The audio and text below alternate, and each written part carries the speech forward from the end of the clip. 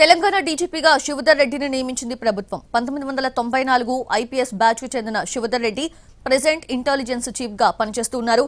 October 1న Telangana డీజీపీగా బాధ్యతలు చేపట్టబోతున్నారు శివధర్ రెడ్డి. రంగారెడ్డి జిల్లా ఇబ్రహీంపట్నం మండలం తూలే కలాన్ గ్రామానికి చెందిన శివధర్ రెడ్డి చదువు మొత్తం హైదరాబాద్లోనే పూర్తయింది. ఉస్మానియా యూనివర్సిటీ నుంచి ఎల్ఎల్బీ చేశారు. కొంతకాలం అడ్వకేట్ గా ప్రాక్టీస్ చేశారు.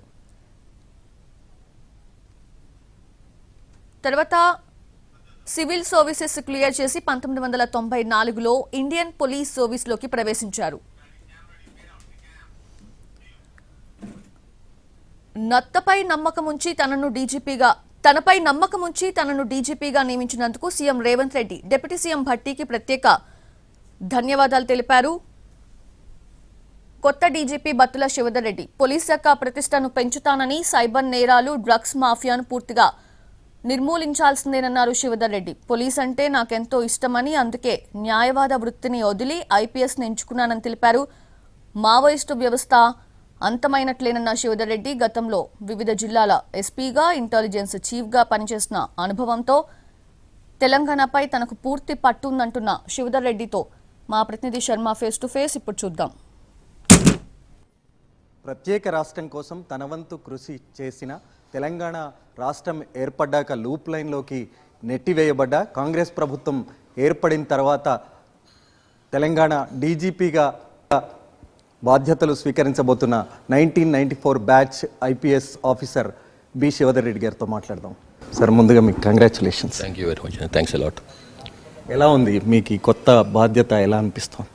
ఈ తెలంగాణ రాష్ట్రానికి డైరెక్టర్ జనరల్ ఆఫ్ పోలీస్గా నియమించి నా మీద నమ్మకం ఉంచినందుకని చెప్పి తెలంగాణ రాష్ట్ర గౌరవ ముఖ్యమంత్రి రేవంత్ రెడ్డి గారికి, గౌరవ డిప్యూటీ సీఎం బట్టి విక్రమార్క గారికి, తెలంగాణ ప్రభుత్వానికి నా ప్రత్యేకమైనటువంటి ధన్యవాదాలు తెలుపుకుంటున్నాను. వారి ఏ ఉద్దేశంతోనైతే మనని ఈ పదవిలో నియమించడంలో తప్పకుండా పదవికి న్యాయం చేస్తాను, ప్రజలకు న్యాయం చేసే ప్రయత్నం చేస్తాను. సార్, ముందు మీరు లాయర్ ప్రాక్టీస్ చేసేవాళ్ళు, తర్వాత ఇప్పుడు ఈ ఐపీఎస్కి రావాలని ఎందుకు అనిపించింది? ముందు సివిల్ సర్వీసే లక్ష్యంగా ఉండే. సో తర్వాత ప్రాక్టీస్ చేసుకుంటూనే సివిల్ సర్వీస్ ప్రిపేర్ అయినాను. సో ఓకే, మీ కెరియర్లో, మీ సర్వీస్లో బాగా గుర్తుండిపోయే అంశం ఏదైనా ఉందా? కెరియర్లో అంటున్నారా? అది చాలా ఉన్నాయండి. అట్లా ఎవ్రీడే లెర్నింగ్ ఎక్స్పీరియన్సే నాకు. నేను ప్రతిరోజు ఏదో ఒకటి నేర్చుకుంటూనే ఉంటాను. కాబట్టి ఇది అని చెప్పడానికి లేదు. బట్ ఇనిషియల్ స్టేజ్లో పనిచేసినటువంటి నర్సీపట్నం కానీ, చింతపల్లి కానీ, ఇటు బెల్లంపల్లి కానీ, ఇట్లాంటి మారుమూల ప్రాంతాల్లో పనిచేస్తున్నప్పుడు దాని ఒక రకమైనటువంటి సాటిస్ఫాక్షన్ వస్తుంటుండే. అక్కడ ప్రజలతో కలిసిపోతున్నప్పుడు, వాళ్ళ సమస్యలు తీర్చగలిగే సమస్యలు ఉన్నప్పుడు తీర్చినప్పుడు, మనం తీర్చగలిగే సమస్యలు తీర్చినప్పుడు సంతోషం అవుతుండేది స్టార్టింగ్ ఇనిషియల్ ఫేజెస్లో.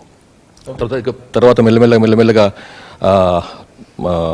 ప్రమోషన్లు వచ్చి పదవి బాధ్యతలు పెరిగిన తర్వాత దానికి వచ్చేటువంటి సాటిస్ఫాక్షన్ డిఫరెంట్. స్టార్టింగ్లో ఉండే సాటిస్ఫాక్షన్ డిఫరెంట్.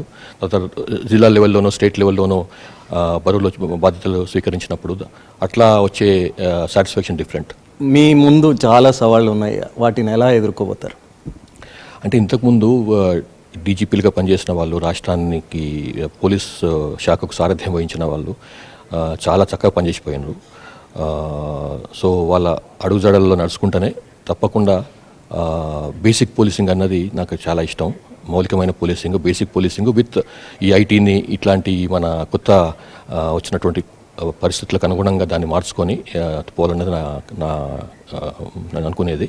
కాబట్టి తప్పకుండా పాత పనిచేసినటువంటి డీజీపీలు పెట్టినటువంటి మంచి ప్రాక్టీసెస్ని ఫాలో చేసుకుంటూనే వీలైనంత వరకు కొత్త వాటిని కూడా ఒక ఇమాజినేటివ్గా వాటిని తీసుకుపోయే ప్రయత్నం చేస్తాం. ఓకే, రాష్ట్రంలో ఇప్పుడు సైబర్ నేరాలు, డ్రగ్స్ మాఫియా అన్నది బాగా విపరీతంగా ఉంది, తీవ్రమైనటువంటి ఇబ్బందులు కలిగిస్తుంది. దీన్ని ఎలా ఎదుర్కోగలుగుతారు? ఇప్పుడు ఈ సైబర్ క్రైము, తర్వాత డ్రగ్స్ అన్నది ఒక పెద్ద సమస్యగా మారిపోయింది. కాబట్టి ప్రభుత్వాలు వీటిపైన ఎక్కువ కాన్సన్ట్రేట్ చేస్తున్నాయి. ఈ ప్రభుత్వం వచ్చిన తర్వాత లాస్ట్ 1 year 2 years నుంచి చాలా పెద్ద ఎత్తున వాళ్ళ మీద విరుచుకుపడుతున్నారు మనకు తెలుసు. తర్వాత వాళ్ళకు ఈ ఈగల్ ఫోర్స్ పెట్టడం కానీ, తర్వాత CSB cyber crime security bureau పెట్టడం కానీ ఇవన్నీ కూడా దానికి సంబంధించినటువంటి అంశాలు, దాన్ని నిరోధించిన ఏర్పాటు చేసిన సంస్థలే అవి. కాబట్టి తప్పకుండా ఈ గవర్నమెంట్ ఏదైతే లక్ష్యంతో వీటిని నిర్మూలించేందుకని చెప్పి పోతుందో ఆ లక్ష్యాన్ని తప్పకుండా నెరవేరుస్తాము. ఆల్రెడీ దానికి వెల్ ఎస్టాబ్లిష్డ్ ఇన్స్టిట్యూషన్స్ ఉన్నాయి కాబట్టి వాటిని బలోపేతం చేయడం, వాటిని ప్రాపర్ గైడ్ చేసుకుంటూ ముందుకు పోవడం చేస్తాం. అవి మీకు తెలుసు, ఆల్రెడీ భారతదేశంలోనే ఈ సిఎస్బి కానీ లేకపోతే టీజీ న్యాబ్ కానీ అంటే ఈగల్ ఫోర్స్ కానీ ఇవి భారతదేశంలోనే మంచి పేరు సంపాదించినాయి, చాలా తక్కువ కాలంలో పేరు సంపాదించినాయి. ఎప్పుడు ఢిల్లీ కానీ ఇక్కడ మీటింగ్లకు వెళ్ళినా కానీ వాటి గురించి మాట్లాడుతుంటారు. సో ఇవి వేరే రాష్ట్రాలకు ఒక రకంగా ఇన్స్పిరేషన్గా మారినాయి. కాబట్టి అంత మంచి ఆర్గనైజేషన్స్ తప్పకుండా ప్రాపర్గా ఉపయోగించుకొని ఇంకా దాన్ని గట్టిగా ఆ రెండు మహమ్మారులని దూరం చేసే ప్రయత్నం చేస్తాం. మావోయిజానికి కట్టడి పడ్డట్టేనా? ఎందుకంటే మీరు గతంలో ఎస్ఐబి చీఫ్గా ఉన్నారు, మావోయిజం గురించి మీరు బాగా, ఆ విషయం గురించి మీకు బాగా అవగాహన ఉంది. నేను అనుకుంటాను కష్టమే, మావోయిజం ఆల్మోస్ట్ లాస్ట్ ఫేజ్లో ఉంది. సరే సమస్యలు ఉంటాయి, మావోయిజం ఉండటానికి ఉన్నటువంటి సమస్యలు ఉండొచ్చు. దేనికోసం అయితే ఈ ఉద్యమాన్ని స్థాపించిందో దానికి సంబంధించిన సమస్యలు ఉండొచ్చు. కానీ ఇప్పుడున్నటువంటి పరిస్థితుల్లో లాస్ట్ 20 ఇయర్స్లో కంట్రీలో వచ్చిన మార్పులు కానీ, మన స్టేట్లో వచ్చిన మార్పులు కానీ, తర్వాత తెలంగాణ ఏర్పడిన తర్వాత వచ్చినటువంటి మార్పులు కానీ, ఇవన్నిటినీ ఆ సమస్య ఉండటానికి పెద్ద ఆస్కారం లేదు. మెల్లమెల్లగా బయటకు వస్తుంది. కాబట్టి మనం కూడా వాళ్ళని తొందరగా వచ్చి ప్రభుత్వం ముందు ఆత్మసమర్పణ చేసుకోండి, మేము మీకు కావాల్సినటువంటి సహాయ సహకారం అందజేస్తాము.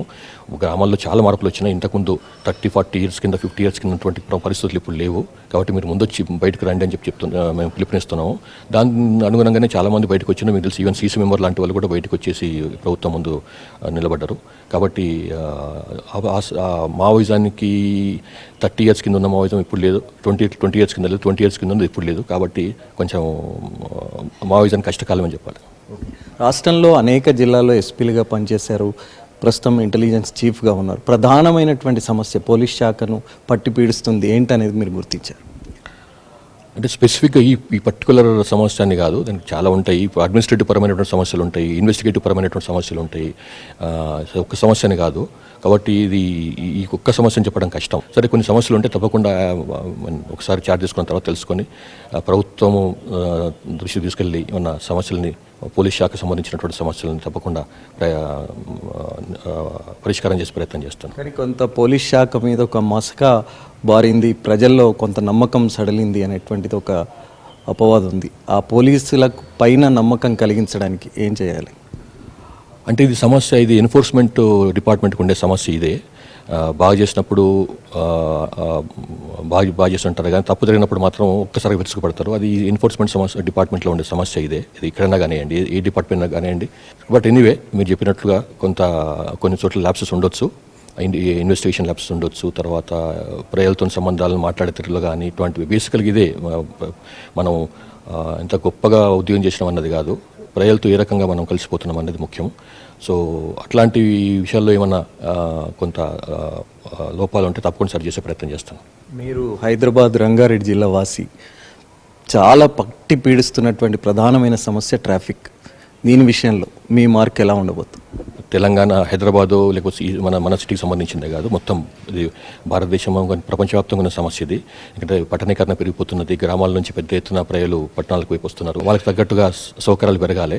అయితే ట్రాఫిక్ అన్నది ఇదొక్క పోలీస్ డిపార్ట్మెంట్ కేవలం ఎన్ఫోర్స్మెంటే కాదు, రోడ్డు వెడల్పు చేయాల్సిన అవసరం ఉంది. రోడ్డు మీద ఉన్నటువంటి డిఫరెంట్ వింగ్స్తో, అంటే నేను చెప్తున్నా అంటే డిఫరెంట్ వింగ్స్, మున్సిపల్ కార్పొరేషన్స్తోని, తర్వాత electricity department, telephone department, water works department, ఇట్లా అన్ని వింగ్స్ కలిసి చేస్తేనే ట్రాఫిక్ సక్రమంగా ఉంటుంది. పోలీసులు చేసేది ఓన్లీ క్లియరెన్స్ మాత్రమే, అప్పటికప్పుడు టెంపరీ మెజర్సే కానీ పర్మనెంట్ మెజర్స్ కావు. సో అన్ని డిపార్ట్మెంట్, ఇంతకుముందు చెప్పిన డిపార్ట్మెంట్స్ అన్నీ కూడా కలిసిపోతేనే ఇది పర్మనెంట్ దానికి ఒక పరిష్కారం లభిస్తుంది. అయితే ఇందులో ఏంటంటే